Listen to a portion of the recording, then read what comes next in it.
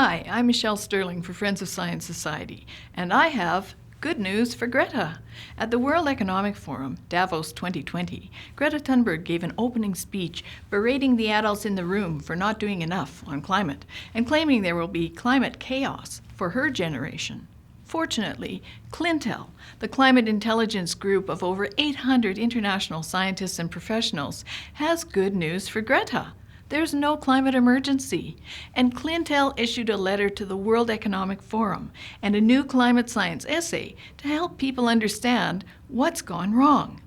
Greta thinks the world is burning up due to climate change and claims that we don't have time, but CLINTEL shows the facts to prove that the world's climate is fine and that we do have time, lots of it, and we should make careful decisions, not impulsive ones.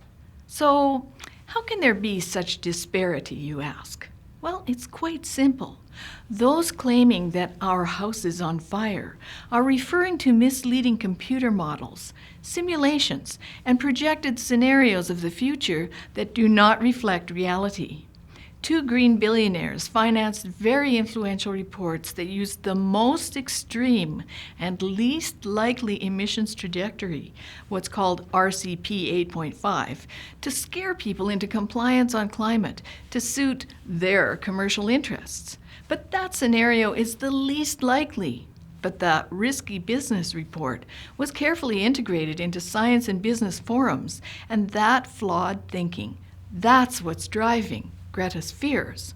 The new CLINTEL science essay explains that we must stop using these misleading climate models, these computer simulations, to set climate policy. CLINTEL and its global supporters say that preaching doom and gloom is a crime against the younger generation. The CLINTEL group, led by Dr. Guus Berghut, asks people to look at the evidence and see how climate has natural cycles of warming and cooling and how we're pretty well presently within the range of past warming cycles. It has warmed up in the past 150 years because, as in past cycles, we were leaving the Little Ice Age. So it's a crime to tell children that our house is on fire when that warming has been beneficial to humanity. It's a crime to make children feel guilty for being alive or that they won't live long. And it's a crime to have children berate their parents with demands such as Greta's, when they should be very grateful to their parents and grandparents for giving them a comfortable, good life, a life that's continuously improving for people around the world. You don't believe me? Read Factfulness. Swedish author Hans Rosling and family compiled the surprising facts that show that life for everyone is getting better all the time. We have so much to be grateful for, to be hopeful and optimistic about tomorrow. Ironically, Rosling reports that he met Al Gore in 2009, and Al Gore said to him, "We need to create fear to push climate change." It's right here in the book, to which Rosling strongly disagreed. Rosling reported how fear had made him make terrible mistakes in his career as a doctor and public health specialist. Rosling wrote that fear plus urgency leads to stupid, drastic decisions with unpredictable side effects.